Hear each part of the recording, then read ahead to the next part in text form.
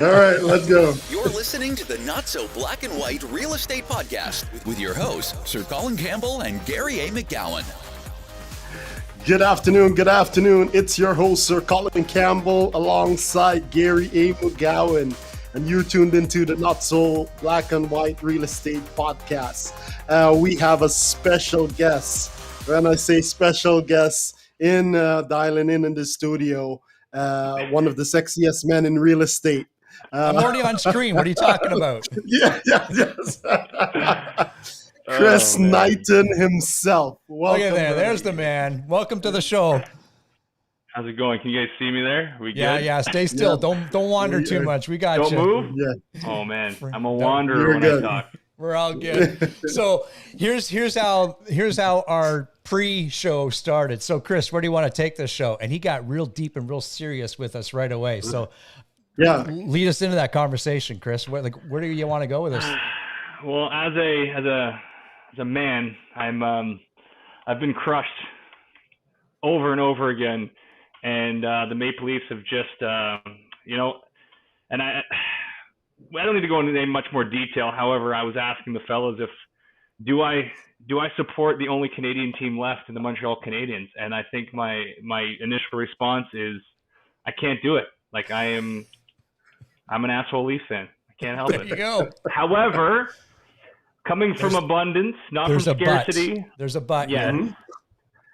I will be rooting for the Montreal Canadiens as much as it hurts me to say. I would love to see the Canadiens win a cup. I wouldn't hear the end of it until the Leafs, if they ever do win a cup, from all my buddies that are Habs fans. But that's the most important thing going on in my life right now. Yeah. So there's our Mark Loeffler, the man of many words and sometimes very few. He said no. No. Yeah, they won't win. Yeah. Now, you have a history in hockey as well, right? Tell us a bit about that. Oh, there we go. Boom. Okay, wait. Let's set this up first a little bit. Colin. So, Chris, we're going to talk about hockey. Don't worry. But give us a little bit, the 60-second bio. You operate a pretty successful team here in Canada. Tell us quickly a little bit about that, and then we'll get into the hockey stuff.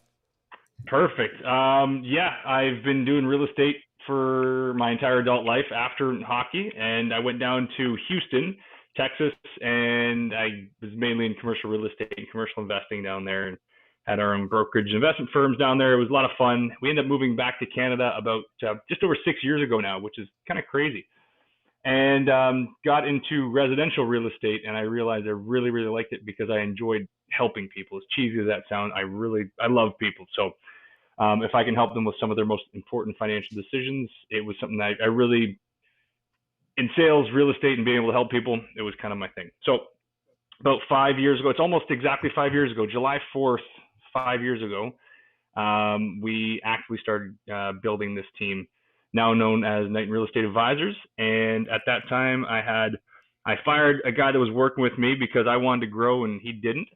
And so I fired him and then actively started to build our team. And since then, we've done over 1,000 transactions and about $500 million worth of volume in that time. So it's been good. I'm very, very fortunate. I'm surrounded by some amazing people. So very lucky. Okay, let's not take those numbers lightly. $500 million in sales in 5 years. Is that correct? Yes. That's impressive. If we look at it now, I should get a new tally because last year it was reaching that, and then this year we're just over $100 million in volume so far this year. Yes. So that brings us over that $500 million mark, which is, again, the first year by myself. Well, I had, like I said, I had that one guy, and then we started hiring on 5 years ago. It's been cool. It's been good. Lots of ups, lots of downs, but I am always grateful for the struggle, put it that way. Now, what is the dynamic of your team right now? The dynamic of our team. We have this conversation quite a bit with whenever we're coaching or we're dealing. I was actually just on the phone with Mike Hicks out of Idaho, and we're mindset wise very, very similar, but the way that we structure our team is I think much different than anybody I've seen. Just the way that we do run like a team. Like if you were on a hockey team, you're going to have a first, second, third, fourth liners. They're all just as important. Guys that aren't even playing in the minors. You have your GM, your coaches. Every single person in our organization has ownership in terms of winning a championship. It's not about how many goals you score, it's how many championships you can win. And it's not that we're competing against anybody else, but just continually winning a championship, so-called, against ourselves every day or every year.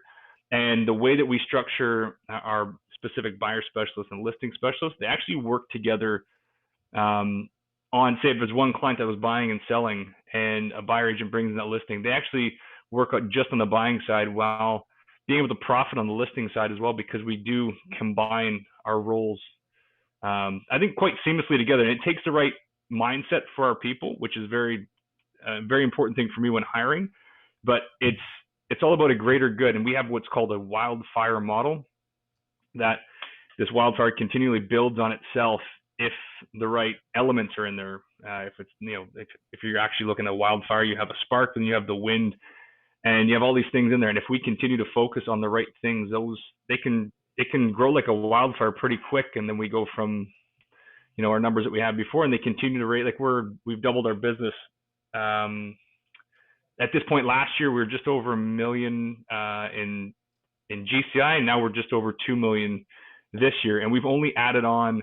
We've grown our team 60%, but we've actually grown our sales over 100%. So, like if we had just grown 60 people, or 60% in terms of salespeople, but then 60% in terms of production, that would just been a 1-to-1 ratio. But we like to make sure that we're like 1 + 1 doesn't equal 2; it equals 10. So that's kind of the mindset that we have, and there's a lot more in depth into the culture and organizational model that we have, but it takes the right kind of person to feed into it. Interesting. Yeah, that really is. I love it because, okay, so 5 years ago, I think is about the time when I think we all kind of met, and yes. It may have been at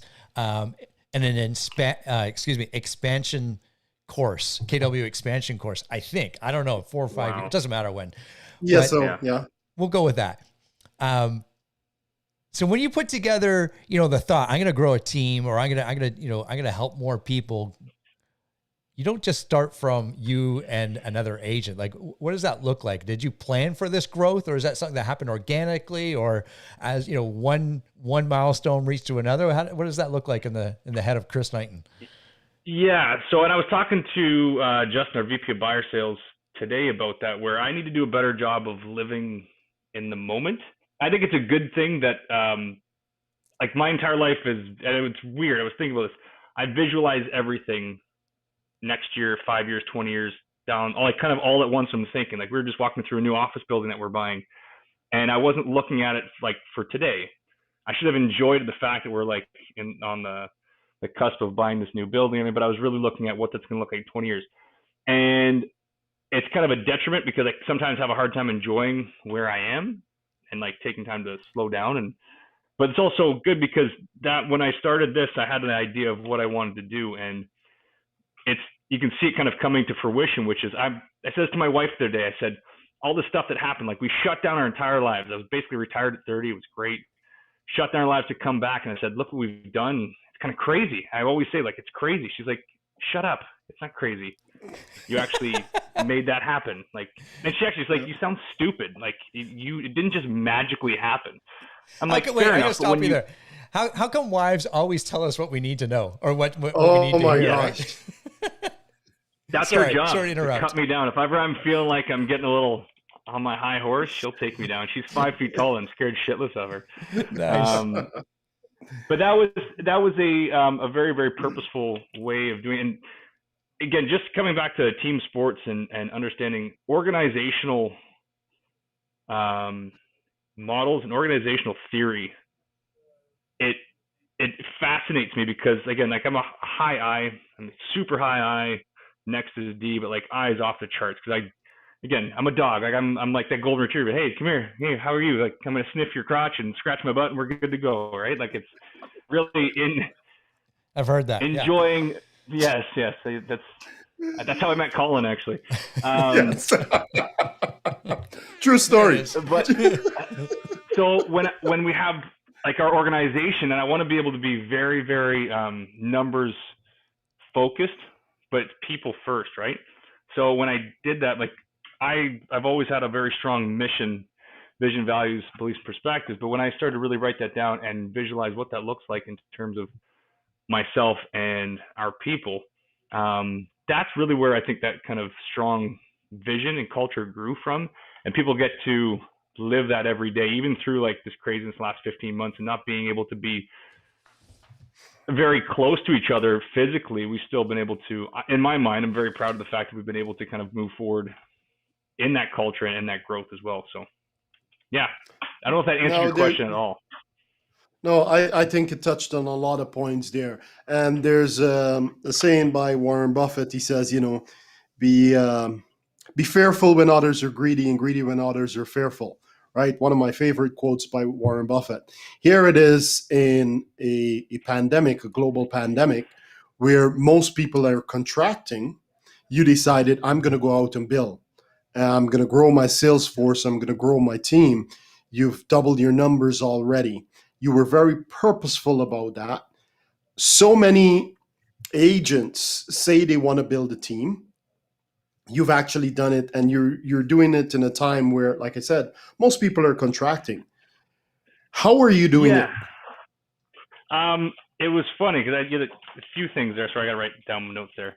Kind of what happened in April of last year. Like we just brought on a few people, and we didn't know what the heck was going to happen.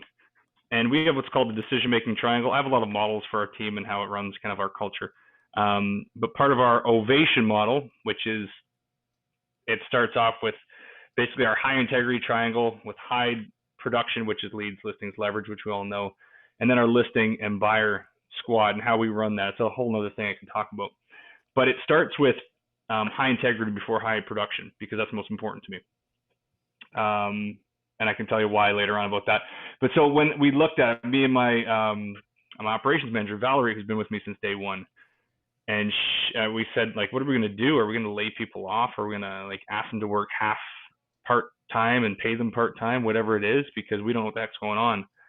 And it was about 3 weeks of continuous conversation around that. And I basically just said, fuck, can I swear? You can did. do whatever you want. I said, fuck it. Let's go. Like, I'm not in this business to not, and our decision-making triangle is, if you take a triangle, the bottom of it is client's best interest first.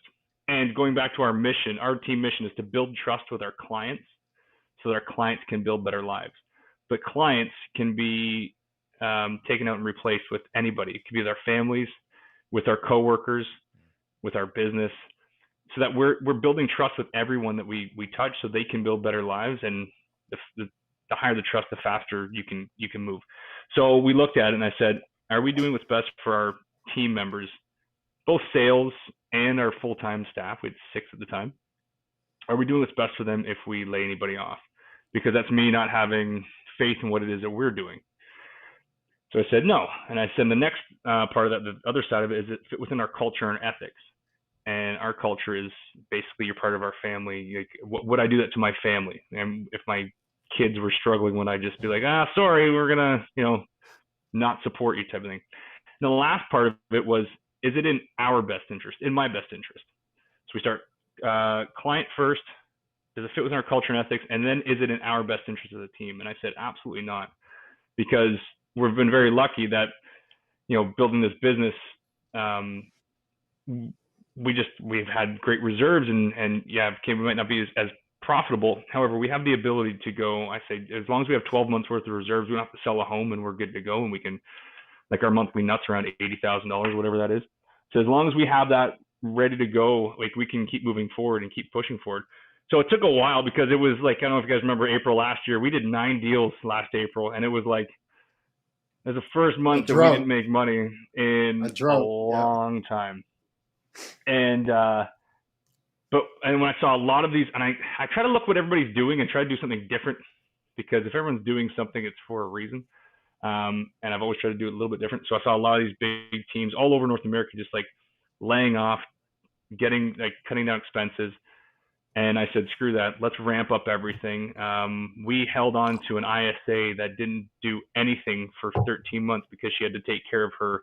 She's a single mom, had to take care of her little girl that was at home.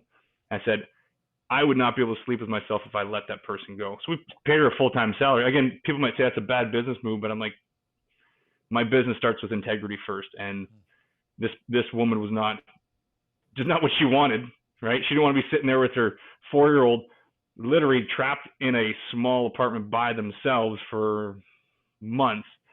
So we refocused and invested in more. We got rid of like all the kind of frivolous things that we didn't need. I mean, just think even office paper and toilet paper and like dish soap and stuff like that are at the office because no one was here. It was just me. Went down a bit, but we kept moving forward, and that was scary. It was really scary. And but we did it. And then so that month, April, was awful. But what we did as a team, we just, everybody recommitted. We were on Zoom, like I think most people, every single day. A lot of people went through some tough times. And if you look at what happened 3 months later, because we have basically a 90-day turnaround from our lead generation activities, double down on activities. And then we had never reached over $350,000 in GCI in a month. In June, we were over 600,000 in GCI. It was the first time we ever reached that. Because, again, it wasn't because of me, but it was decisions that we made as a group, as a team, to not only live by our models and our values and set that example, but then what that did, again, maybe at the outset, it might not be a good financial decision if you're looking at it like just in front of your face, but if you're looking down a few months down the road, which again, I always look future pace, that was the reason why we did it, because we reinvested and showed confidence in our people. And then, man, I got to give it to our people that, and we had at that time, we had 6 agents plus myself.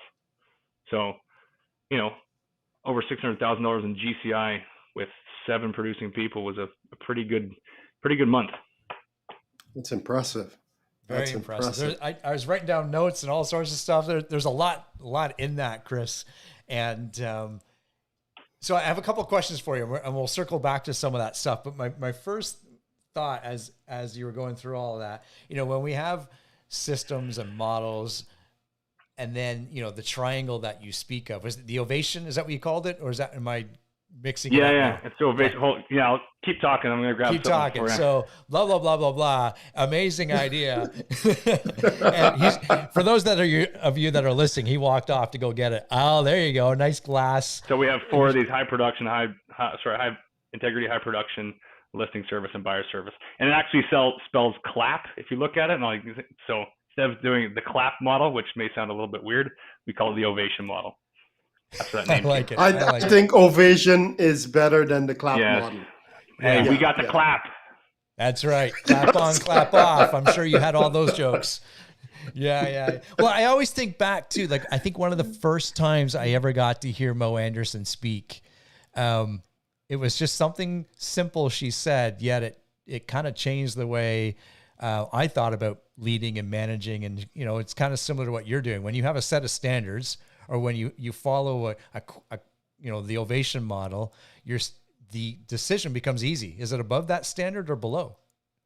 It's and that's what, and somebody was asking about quantum leap the other day, and I said quantum leap makes your life, because I was lucky enough to have Mo Anderson teach us quantum leap the last time she was in Canada. I was there, and it was just, and I love that stuff. I live by that stuff anyways, but having her simplify your life by having intention around it, what you just said, they're making your life easier, making decisions easier. Like, honestly, I do it every single day. I use it for every part of my life. But we were talking about, I'm not going to get into the actual decision, but my VP of sales, he was like, our coach was trying to talk about potentially offboarding somebody. And that's great because they're looking just at numbers. That's what they're there for. They don't know the internal structure and models and culture that we have. First thing I said, isn't that the client would be that person? Is it in their best interest? I said, absolutely not. Well, we don't have to go further than that, but let's do it. Does it fit within our culture and ethics? Like, again, giving up on something. That'd be like me giving up on our team that's getting paid full salary but not working. No, it doesn't make sense. And is it what's best for our company? I don't believe so. So it makes every decision. If you ever think what should I do? just run it through that filter. It makes it a lot easier. Mm-hmm. Well said. Well Yeah. said. Yeah. Okay. Okay. Talk to us a little about, one of the things when you start to have larger organizations, one of the fancy terms out there is sticky teams, right? We, the people that we bring on board, we want them to stay with us. So, and I know, that might be woven throughout the Ovation model and everything else, but talk to us a little bit about, sticky teams and attracting great talent and having a vision big enough that they fit within that. So there's a lot to that, and finding the right people is key. Can I get really nerdy and show you something else as well that I keep right up? I don't know if you can see it over here. I love it. So, Just be yourself. Yeah. I love calling that this has become a show and tell podcast now. I think this is pretty cool. I don't know if you can tell, but I'm a pretty visual guy. Yeah, no doubt. You guys can make fun of me, but however, can you see this right here? Yeah. So we're looking at a tree with a root system, and go ahead. Yeah. Your daughter drew. Yep. No. Yes, exactly. I spent a lot of time doing this. So what you're looking at is, so my big thing is culture. Like, what is culture, right? And how does it, and I had this idea of a tree for a long time, but it wasn't until I had these last two pieces that I really put it together. And then I was able to, if we have a shared vision, a strong vision, we all start moving in the same direction together. So I'm going to go through it real quickly here. So you have a tree, right? It's growing. Like, we started out as an idea. It's one idea, one person. It was me, and then bring people into it. So the roots that hold our tree up are our models. Our ideal team member, which we have a model for that, and this the people that we want. Like you said, who do we bring on? If they don't fit that criteria, they're not going to fit in our culture. The Ovation model we talked about, our Wildfire model, our KISS model, which is how we train and get our agents producing at such a high level. A word of empowerment that we always use, our Knighton team, our Knighton Real Estate Advisors mission, vision, value, belief system, and our goals and our beliefs. And those are legit. Those are the roots that hold us down. So we can grow as big as we want as long as our root system is really, really embedded. Now, the soil around that, guys, you can make fun of me if you want. This is crazy, I know, but the soil around that feeds into all those things. And that soil is the culture. And the one thing about the culture, that what builds culture is the people. And if you look at John Maxwell, your attitudes, everyone's attitude is your thoughts, your actions, and your beliefs. Mm-hmm. And all three of those things lead into your culture, because you're going to be bringing those into every interaction you have. And you can't really put your finger on an attitude because it's just something that's there. Thoughts, actions, and beliefs. That makes sense? Yes.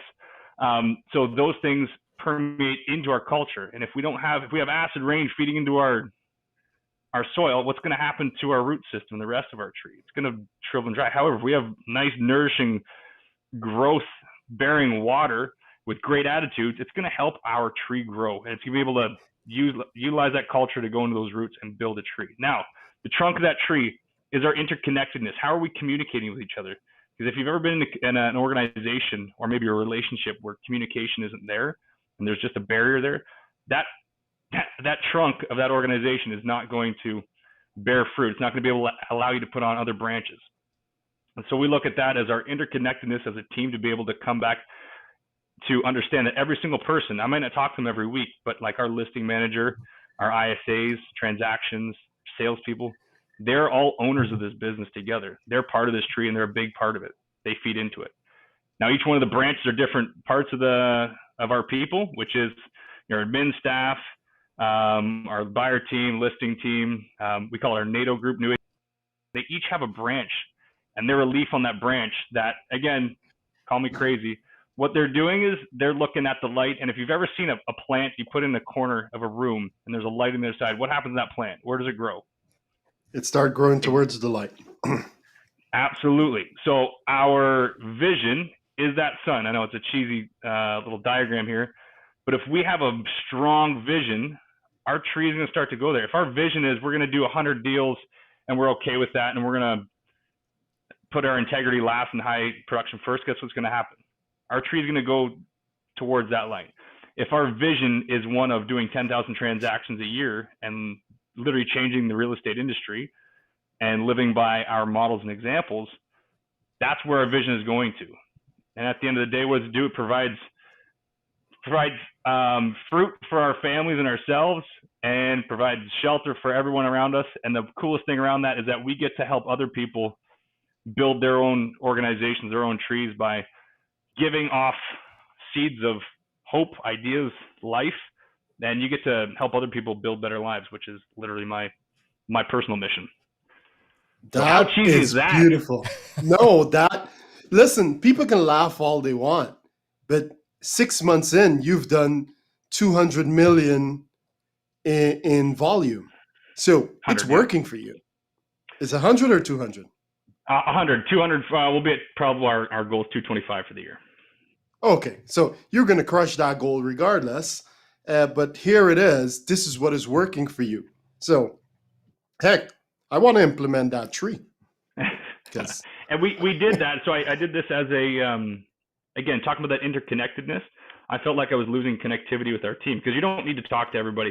The CEO doesn't talk to the janitor every day, but if that janitor is held at the same level as the CEO, and they have an interconnected understanding of what their personal missions are and what's important to them, that tree is going to grow. That organization is going to grow. So I did this about 3 weeks ago with our team, and I sent this, and I gave them an assignment to say, I want to see your vision for yourself, for your role within the team, and then what is your personal vision? So taking it from organization down to the role, how we plan to help get to that vision, your role within the organization. But then really what I wanted to find out after doing all that is really understand what's important to them and how we can help them build their vision. Because if it's not within this organization, that's absolutely fine. How can I help you get to that next whatever it is?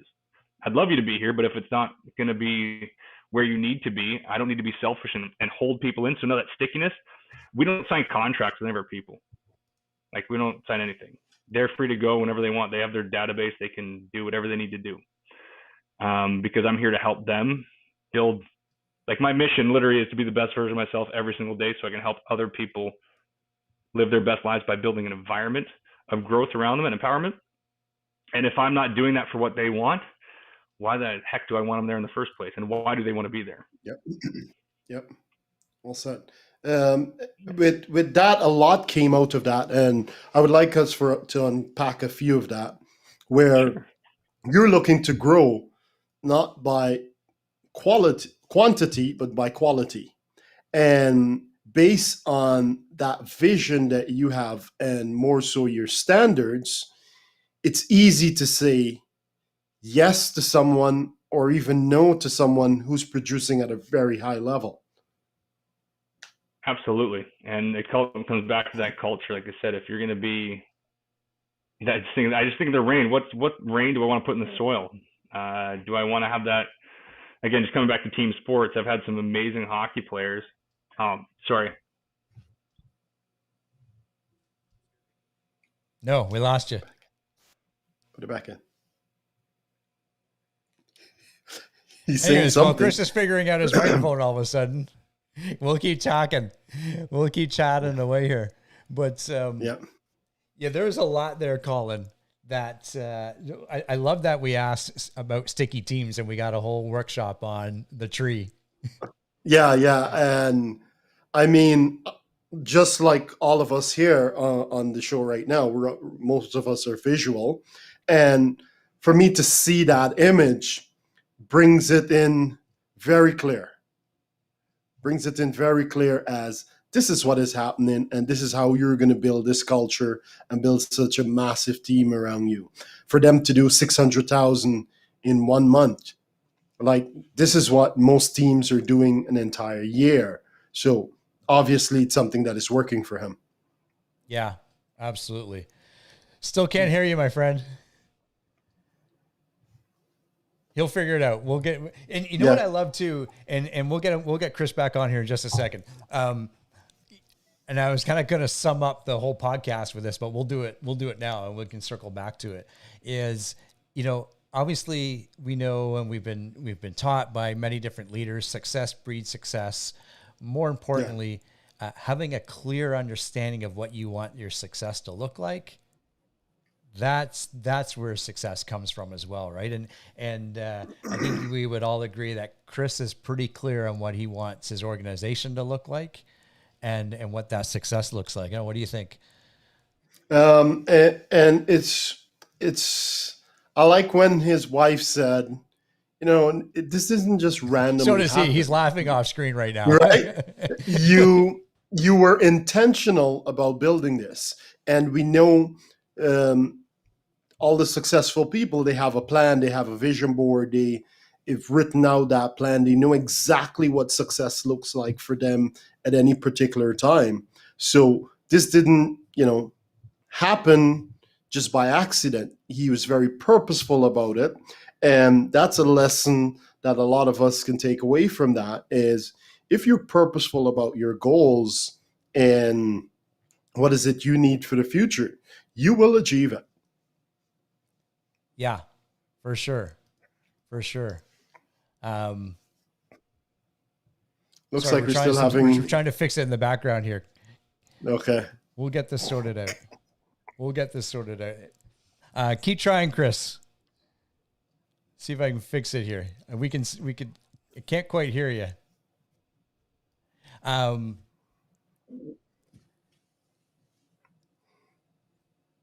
So the other thing that I like to go ahead, Colin. Go ahead. No, go right ahead. Go ahead. No, I was going to say the other thing that I like, when we're talking to team owners, or really what Chris is and you are and others, we're business owners, right? And that's, we're taught that at Keller Williams to think like a business owner. And what Chris is talking to us today about is being a business owner. Like there's no other ways around it. Being a business owner and caring about the people that are in your world, right? Like they won't know how much you care until you show how much you care for them, right? Yes, absolutely. And it's treating real estate, because so many of us, we get a real estate license, we come into this business, and all we can think about is buying and selling homes. Now, Chris has built this in such a way where he can choose to sell this, and he can get a multiple of, the profits that he brings in every year. So that is a true business owner and a business that he's actually building and creating. Yeah, absolutely. Okay, we got you on screen, my friend. Are you with us? Vocally audible? There we go. Boom. There we go. Okay, half of that was me. I forgot to take you out of the green room. I was like, I'm here. This virtual green room. Like, oh, that's on me. That's on me. So, would you believe you were just eavesdropping on our conversation, and we were not making fun of you. We were raving about you. So there you go. It's now on record. We go back to being normal. I heard something on there that we talk about all the time, which is, you guys have heard this. I live by bold laws, but clarity is power. And I think intentionality is power, and intentionality leads to clarity. Because if you're intentional about your life. And I was having this conversation that I told you about, the guy I was talking literally yesterday about quantum leap. And I was telling him how you can really just create whatever life you want around you if you're intentional around it and you know what you want, and you just make those actions or take those actions to create that life around you. And that's why I believe in all those models that we learn from KW, especially mission, vision, values, leading into a 411 and a 135. Like I look at my 135s every week. And one of the biggest things, the most important thing for me is to be a good husband and a good father. And I review that all the time. And I have to remind myself, like, this is what I'm trying to do to reach these things so I can be a better husband, better father. And when I'm leading myself better, because there's no better accountability than kids and a wife. When I can lead myself better, I can be a better leader for others as well. Now, just before we pivot over into, Gary, what you want to go into very soon, how are you attracting talent to your team? Very lucky that we just naturally There's no such attract. thing as luck. There's no such thing as luck. True. I truly believe that. However, I feel fortunate in the fact that we have a very good presence. And I think that, honestly, I know one team that doesn't like us that I've ever dealt with. And it's because we just took over their farm area market share, where they just don't like us, and they never will. And I've tried to get them a high. I don't like when people don't like me. But everybody else that I've ever spoken to about our team has been like, your agents are phenomenal. They're very easy to work with. There's trust built in there because we're always building trust. And that, I think that goes a long way when people talk about us. I think it just naturally, that culture is embodying what we do, and then naturally gets permeated out there through just conversations with people. So once in a while, I'll put out there, like, I'm going to start doing it soon, because we're going to do another hiring, an onboarding class at the end of August.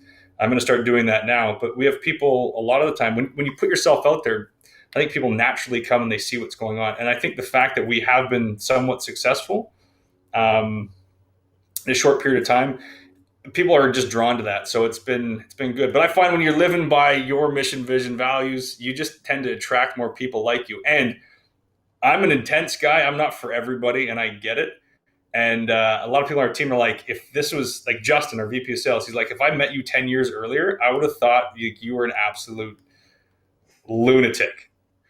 And maybe I still am. However, it's finding the right people at the right time. They're going to fit within your culture. So we could go and hire 30 people right now, and we could be number one on our board. I don't want to say easily, but we could be, by the end of the year, one, if not two.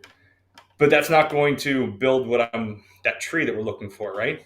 If we're not building the right culture, right people. So I'm looking for more of a longer term vision on that. So when you talk about your original question of why or how do we attract talent, you attract who you are, not who you want. And we just naturally attract people, I think, and getting out there and giving back. That's my thing, is giving back to people. And everyone's like, what's the catch? I'm like, no, it's me being selfish. Like, me helping somebody is me being selfish. It makes me feel good. So yeah, that's how we attract talent. Now, you most likely, you said you're going to end this year number one or number two on your board. You're going to crush your numbers of 250 million in volume, and you're going to receive all these accolades. When all of that is said and done, looking at it, 6 months from now, achieving all these checkpoints, do you consider yourself a successful business owner? It's funny. No. It's a milestone, but I had a really cool experience when I was 30. I wanted to be worth a certain amount by the time I was 30. And I had that amount in my checking account, and I reached every financial goal I strived for, right? And then I reached it, and it was so superficial, that number. And I was like, I'll tell you, I want $1 million cash in my bank account. Like, not net worth on paper. I wanted like $1 million cash in my checking account, so I'd feel like I've done it, right? And but that's all I worked for. Like, when I went down to Texas. And it's not a huge number for a lot of people, but for me, it was massive. And I did it. And then I was like, it was a hole that wasn't filled by that when I deposited this check, it was like, oh my God, I have over $1 million in my bank account. And I have this deposit receipt still to this day. And I was like, it did not make me happy at all. Like, that success wasn't, there's no such thing as like success if you stop moving forward. So yes, we and again, I have a hard time, our team does as well, it's probably my fault, staying in the moment and being not grateful, but celebrating what we have and what we've done, which is good. Also, a little bit, I need to work on that as well. And I told you at the beginning of this, I need to work on being here, because when you get there, like, okay, awesome, where are we going next? Because there's always that goal, because that's what drives me forward. I think what keeps me motivated is growth. So what I feel like a successful business owner, I get people saying all the time, like, oh, you guys are awesome and everything. I'm like, it's a bloody gong show here. Like, I don't care what anybody says. I have no friggin' clue what I'm doing. You can have any model or formula. You throw one wrench in it, like COVID or a market shift. I always look at Coca-Cola and Pepsi. They go back and forth and jockey between the the highest market share for coal in the world between 48 and one's got 52, and then it's like 49 and 51. They spend billions of dollars on their marketing to try to create more market share for like this little bit of market share, which is huge at the end of the day. But they mess it up all the time. They have no idea what they're doing. You have all these case studies when you go to business school about looking back. But when you're in there, like remember Pepsi Clear and stuff like that? Like you're going to do things, well, that shit's not going to work. And if anyone says like this is going to happen, and I hear a lot of people say, oh, if my coach like needs to show me what to do. Your coach is there to ask you a question, just like you should be. What should my best decision be to get me towards my mission? That's success for me, is to see other people realizing that too and building that life for themselves that they, not that they wouldn't necessarily be able to do without us, but we've been able to give them a space or an environment so they can grow to just be better versions of themselves. And then they come back and thank me. And I have a very hard time taking compliments, even though it's my mission. When people are like, oh, Chris, thank you. Or like, this is because of you. I'm like, no, it's not. It's because you did it. We just gave you the environment. If we're always building that environment for growth and opportunity, that's really where I feel good. Okay. Nice. Well said. Yes, I don't even answer questions. I just go off on random tangents. It's perfect. Yeah, too many concussions. That was good. Yeah. That was good. So that time, Gary. Were you trying to coach me into something here, Colin? Are you trying to lead me into something? Absolutely. All right. Absolutely. All right, Knighton. We do something fun here. Let me fix this up. Hold up. Stay there. Don't move. We're going to fix your camera. There we go. Boom. Just like that. So as you know, we like to ask questions. Now, here's where you got to keep your answers short and the first thing that comes to your mind. So I'm going to ask you some rapid fire questions. They will all be serious. And of course, if you know us, that's not the case. Good. But it will allow us into the world of Chris Knighton. You ready? Okay. So we'll start off with some easy ones. Play a little music in the background first. Would you rather be talking or texting? He's laughing already. Talking or texting? I hate texting. I hate it. There you go. Favorite season of the year? All of them.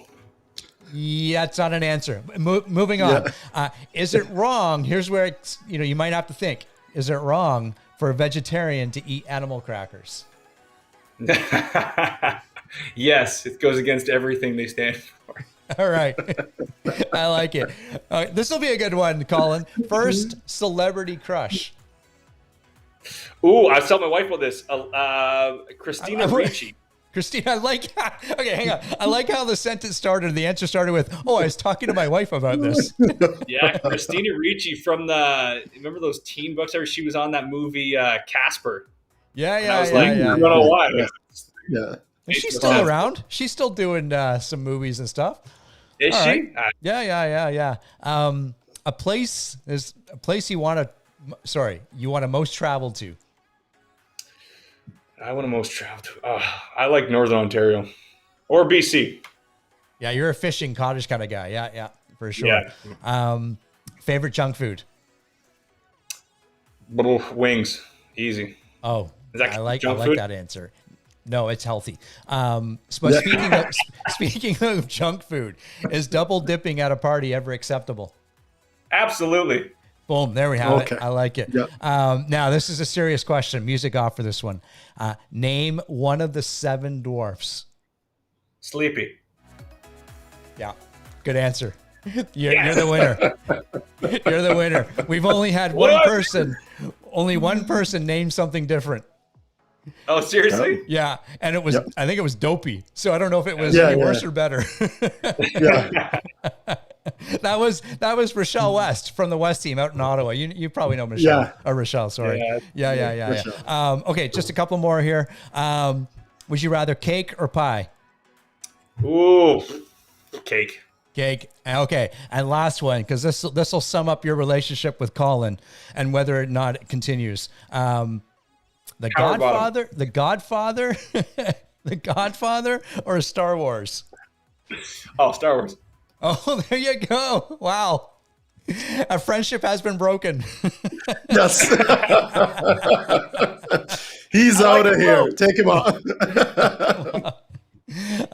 Very good. A little fun we like to have with our guests. That's awesome, guys. Okay.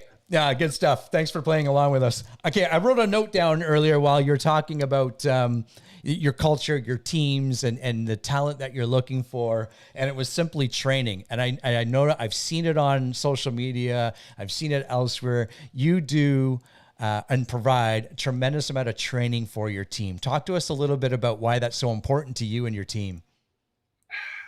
Well, first of all, it's because, again, like my mission is to be able to help people and give them an environment where they can grow. And I think that people get in this business and they think it's selling, like showing homes and selling homes.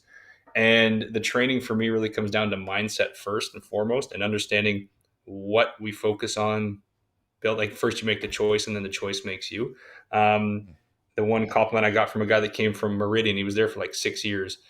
And he came over last year and he's like, this onboarding training was the best I've ever seen in any corporate kind of thing. And I was like, amazing, because I still feel like it's terrible, right? Because I see it and I know where we're making mistakes and whatnot. The reason I believe it's so important is because you're teaching people how to build an actual business. And that's the difference, I think, with our team. Going back to our differentiating factor is that we don't have a sales job. It's not a sales job. We're creating entrepreneurs and teaching them how entrepreneurship can work, even though most people are not business owners and they would never be naturally. But if you give them the right environment and help them understand what that means for a long-term vision, you have to do that through training and have them understand, like, listen, we're not selling pens. I always said, I'm not a pen salesman. We help people with their largest decisions, financial decisions they've ever made in their lives. And if we can be a professional and create the environment for them to grow that trust as well, the only way to do that is if you're truly trained and you truly are a professional, in my mind. Yeah. And is there specific training that you lean on more than others? Is there something that you're seeing within your team members that you really focus on, or is it one of those always changing, always adapting to what's happening in the market and with your team? How does that fluid work with you guys? Yeah, so we have a KISS model. I said Knighton Integrated Success System. That's a huge thing for us, because we have, the 5 jobs of a real estate agent. We have 6. I don't know why. I've tried to petition Gary Keller to put in the 6th job of tracking, because if you don't track your business, you don't actually have a business. And how can you improve? So we were 5 jobs. That's the how, which is the easy part. But I get a lot of people, they do these trainings. Okay, this is what we do, but how do we do it? And we have 4 things on that, which is your pipeline, your CRM, time blocking, accountability, and personal growth. And so we use that, and each week you can give yourself a score out of 10 to see where you're lacking. Was it outbound lead generation? Was it follow-up? Was it my appointments? Maybe I just didn't time block properly or follow my time block. But then with that, so you have if you're looking at this model, it's basically follows be, do, have. The do part of it is those 10 jobs, so those 10 things, your 6 jobs, and then the how. But before that is the be, where you need to have your mission, vision, value written out, which everybody does, and we share them. Have a 4-on-1, have your goals. So that's the start. And at the very end of that is your results. And we say it's 90 days to momentum. I truly believe it's 24 months of consistent hard work and effort and intention before you start to see real momentum that can sustain ups and downs, because you have to continue to keep doing it. And then that just filters back around into refining your goals, your 4-on-1, and changing your mission so you can continue to do that. So that's something that I made. I came up with it, but it was really just based on all the models and systems and combining everything together. Like, I'm, again, very visual guy. So when I put it all together, I'm like, holy shit, I can just really teach people this. I mean, if you unpack just lead generation, it's a lifelong learning experience in itself, and then lead follow-up. But I really think our KISS model revolutionized what I do and how I think about training people. But there's so much within that. So that's what we really lean on when we're doing our training. I do Ignite with everybody the first 30 days that comes on the team. I do Ignite. We call it Igniting because we Knightonized it. So yeah, you did. Totally. Yeah. There's a drum roll there somewhere. Yeah. Yeah. No, that's cool.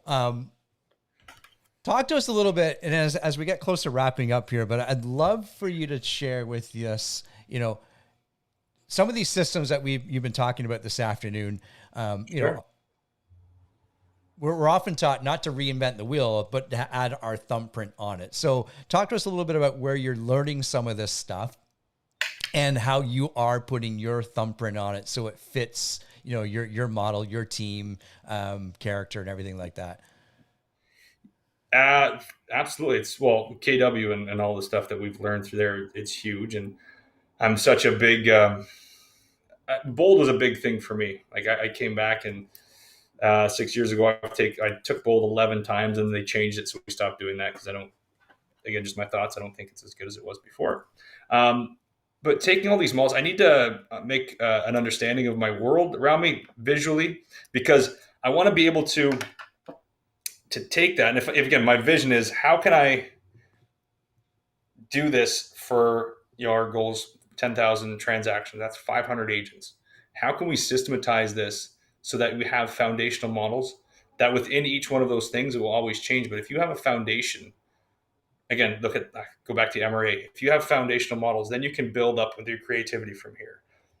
And that foundation, the thicker you build it, and then you have that organizational backing and culture, you can really build somebody's professional foundational models and principles so that they can just really grow. And the deeper that is, the more they can grow their business. So really what I was trying to do is, I'm always trying to focus on what I see, how do we make it better, and understand the things that you can't naturally quantify, like culture and stuff like that. How do we explain that to everybody so that if we can explain, understand, remember we talked about clarity is power.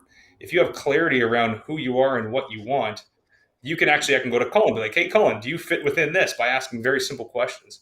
So then I can say, then you can makes your life easier. So that's why I do it. And everybody calls me an organizational nerd, and I love Excel and all those things. But so I can explain and understand and talk more about what it is that we have right now, so that when we're moving somewhere, we can actually make adjustments and filter in the right people that are going to help us get there. Interesting. Well said. Now, there's this saying that behind every successful person, you know, there's someone else beside you or in the background. Who's that person for you? Every single person in my life. That might sound so cheesy and everything. Like, my wife is obviously, she's my everything. My kids, Valerie, she's my office wife. I love her to death.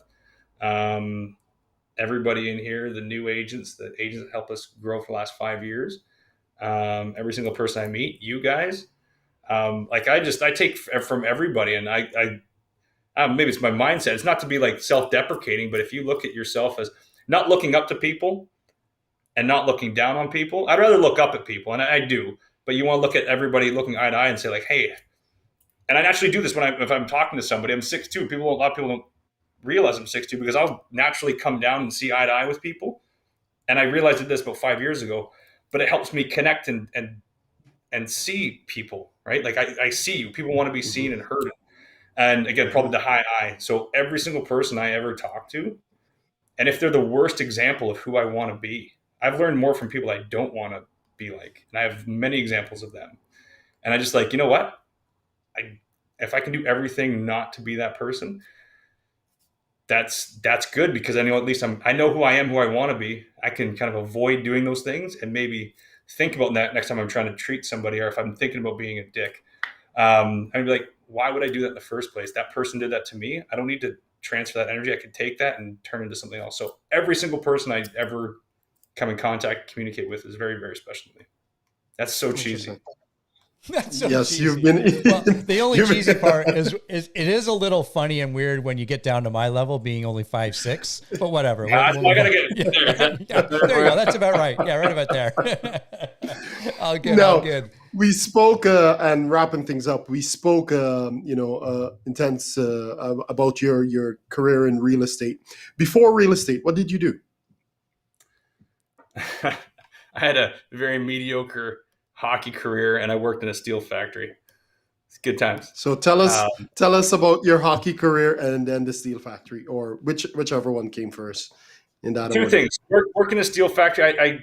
I see people come into this business and they start to almost want to give up after a few months because it's hard, because they've never had to struggle. And I didn't have to, we always had a roof over our head. Like we weren't rich, but like my parents struggled like everybody else, middle class. My mom worked at the steel factory 36 years. My dad was an electrician. His business kind of went in and out, but we were always provided for sure. But like at the age of 14, I loved the skateboard, right? And so I wanted nice skateboarding shoes and skateboarding clothes. And my parents weren't going to buy me, $100 shoes. So I had to go and work. So I worked 4 jobs since I was like 15. And I wanted to play junior hockey so I could make more money because they paid you to play hockey. So that was like something, not even like a struggle, but it was also thinking about at night. I remember when I was thinking about I want to go to university. And I was like, how am I going to pay for this? And I would be up at night as like a 17-year-old, be like, I knew my parents weren't going to and everything. So but it was the struggle. Like I said, I'm very, very grateful for the struggle because it helps you get better. And so working in a steel factory, I worked every summer, luckily enough. Again, I don't, nothing's ever given to anybody, but you also need people to help get you there. Like my mom got me a job, me and my brother, at a steel factory, and it was amazing hard work. And I realized I didn't want to work 12-hour shifts for the next 30 years. So that was a great example. And then in between high school and university, I took a year off to play hockey, which was one of my jobs. And then I worked at a steel factory. And it was great because I had to do that and kind of struggle through it. And luckily I got a scholarship and didn't have to pay much of the school. But it was still that struggle. So, and then with hockey, I was a really good hockey player. There was a lot of other really good hockey players, but I was the locker room guy. I was a team guy, right? I was the guy that would go and fight the biggest guy because he hit our guy and do stuff for the team. And I think that for the greater good has helped me more than anything because it has nothing to do with me. If we can win championships as a family, and when I say championships, it's not about anybody else. It's all about yourself. And if you can always do better, but you can do it. You don't have to always be the goal scorer. You don't always have to be in the limelight. And as the leader, you can lead by just building that soil, building the culture, and leading by example and not having to say much, but just being there and doing the right things. So both of those things really helped me, I think. And then I retired for 10 years, went down to Houston. Then I came back to Stony Creek and I played senior A hockey for 3 years and decided to try to relive my youth. And that was fun, but it hurt a lot. So I quit playing. Yeah, it hurts as you get older, but that's pretty cool. So very good. Very good. Chris, I thoroughly enjoyed this last hour, getting to know you a little bit better and the insight and how your brain works. And because, we said it on the podcast earlier, success leaves clues, and there's a lot of clues that were left along this podcast. So if you're listening, dig into that. And, as I kind of thinking about our interview here, Chris and Colin, you mentioned, you had a lot of struggles, and I think through your story, Chris, those struggles led you to becoming very resourceful and thinking about ways to help other people overcome those same struggles. So kudos to you for that. And thank you for being on the podcast with us. Thanks, guys. I really enjoyed it too. This is a lot of fun, and seeing your lovely faces is always a nice added bonus too. So thank you very much. There you go. So for Chris Knighton, for Chris Knighton, that's Sir Colin Campbell. I'm Gary McGowan. You can catch us on all your favorite podcast players of choice, and we'll see everybody on the next show. Bye for now.